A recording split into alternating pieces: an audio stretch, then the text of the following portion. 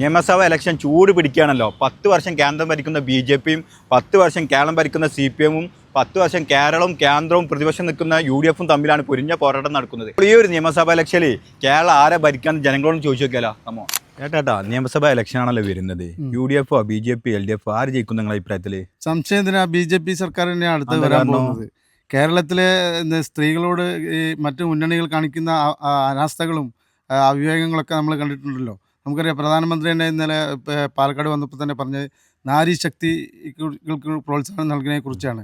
ഈ നിയമസഭയിലേക്കായാലും ലോക്സഭയിലേക്കായാലും സ്ത്രീകൾക്ക് 33% സീറ്റ് സംവരണം ഏർപ്പെടുത്തിയത് NDA സർക്കാരാണ്.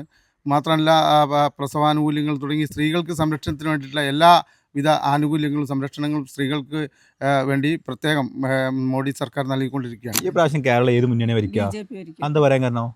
ഞങ്ങളെപ്പോലുള്ള അമ്മമാർക്ക് 10 ലക്ഷം അമ്മമാർക്ക് 444 കോടി രൂപ പിന്നെ മാതൃവന്ദൻ അതിലൂടെ BJP മോദി സർക്കാർ നൽകിയിട്ടുണ്ട്. അതുപോലെ തന്നെ അമ്മയുടെയും കുഞ്ഞുങ്ങളുടെയും ക്ഷേമത്തിന് വേണ്ടി മോദി സർക്കാർ നൽകിയിട്ടുണ്ട്. ഇതൊക്കെ പോരെ BJP സർക്കാർ ഭരിക്കാൻ? കേരളം ഏത് മുന്നണി ഭരിക്കുക?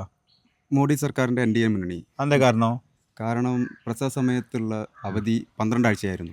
അതിപ്പോൾ 26 ആഴ്ചയാക്കി മാറ്റിയിരിക്കുന്നു. അത് നമ്മളെ അമ്മമാർക്കും എല്ലാവർക്കും കിട്ടുന്നൊരു ഉപകാരമുള്ള പദ്ധതിയാണ്. ഇപ്പോൾ ഒരുപാട് ആളുകളാട്ടാ BJP ഭരിക്കും എന്ന് പറയുന്നത്. നിങ്ങളുടെ അഭിപ്രായത്തിൽ ഇനി കേരളം ഭരിക്കാൻ പോകുന്ന ആരാന്നുള്ളൊന്ന് കമൻറ്റ് ചെയ്തിട്ടാ.